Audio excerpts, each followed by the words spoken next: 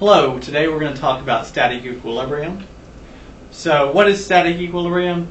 An object is in equilibrium if that object is not accelerating. So an object in equilibrium is simply an object that is not accelerating at all. This can be something that's stationary, like a building. It has no velocity, no acceleration, it's just kind of sitting there. That's an object in equilibrium. We could also have something like a bridge, another structure that is just sitting there. It's going to be in equilibrium. We can have objects that are moving, something like a truck. In this case, this truck is traveling at a constant speed down a flat highway. The velocity is staying constant, so the acceleration is equal to 0. And this is an object that would also be in equilibrium. And then finally, sometimes we approximate objects as being in equilibrium. Say we've got this crowbar. As we push down on the crowbar, the motion might be fairly slow. This is called quasi-equilibrium. It's not true static equilibrium, but we're going to treat it as it's in equilibrium if the motions are pretty small. So some objects that are not in equilibrium, obviously there's an acceleration or deceleration. So here we've got a car that is decelerating. It's slammed on the brakes and you can kind of see it's bending forward. So this object is decelerating, so that's not in equilibrium.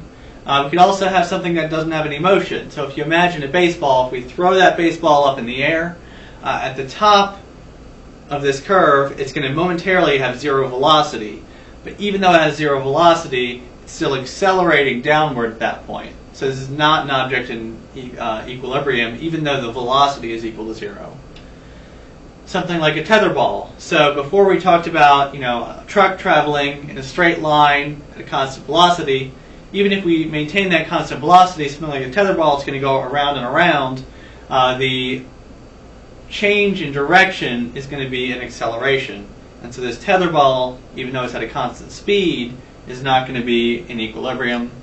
And then finally, we can talk about angular accelerations as well. So in addition to the linear accelerations, we've got angular accelerations. So if you imagine a merry-go-round, when they first start spinning it, it starts spinning faster and faster. That's the angular velocity increasing over time.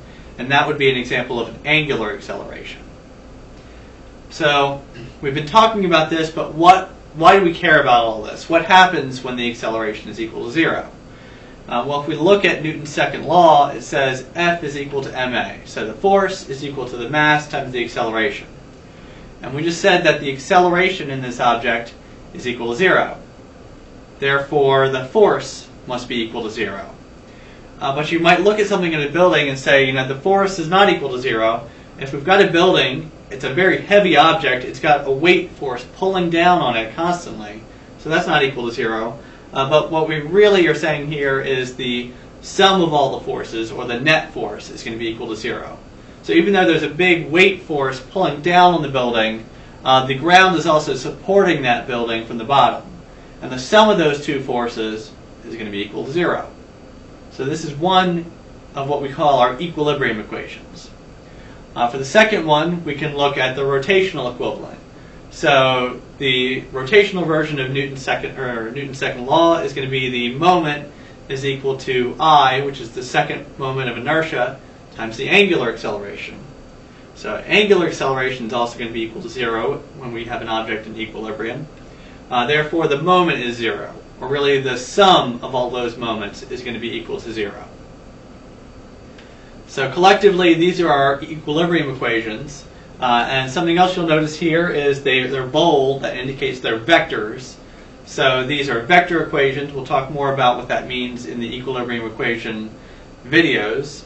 But the basics of this, when we have these equilibrium equations, if we know some of the forces or some of the moments that are acting on this body in equilibrium, we can use these equations to solve for other unknown forces.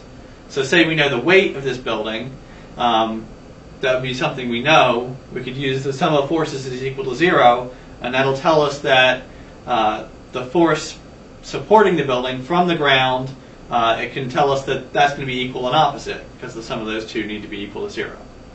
So that's all I have for this video. Thank you for watching, and I hope to see you again.